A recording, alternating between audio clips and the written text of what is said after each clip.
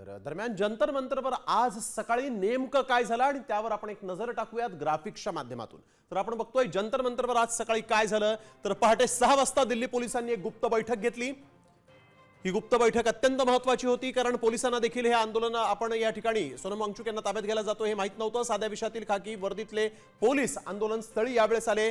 जणू हे पोलीस जे ते मॉर्निंग वॉकला आले असाच त्यांचा पेहराव होता। वांगचुक यांना घेऊन जात असताना पोलिसांची आंदोलकांसोबत झटापट देखील झालेली आहे। आंदोलकांनी त्याला विरोध केलेला होता आणि 8:30 ते 9:30 दरम्यान बळजबरीने उचलून ताब्यात घेतल्याचा आंदोलनकर्त्यांनी यावेळेस आरोप दिल्ली पोलिसांवर केलेला आहे। यावेळेस 8:30 ते 9:30 दरम्यान आपण बघतो अभिजित दीपकेंसह विद्यार्थ्यांना मारहाण केल्याचाही आरोप दिल्ली पोलिसांवर करण्यात आला।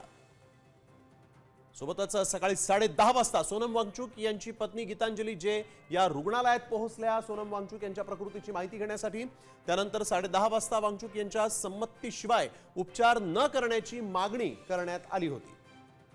आजचा दिवस अत्यंत महत्त्वाचा ठरलाय। सकाळी 11 वाजता रुग्णालयाच्या बाहेर दिल्ली पोलिसांनी मग मात्र मोठा पोलिसांचा बंदोबस्त तैनात केला आणि आपण बघतोय की या ठिकाणी आजचा दिवस जो आहे तो अत्यंत महत्त्वाचा राहिला आणि यामुळे आज मात्र दिल्लीतलं वातावरण जे ते प्रचंड तापल्याचं दिसलेलं आहे।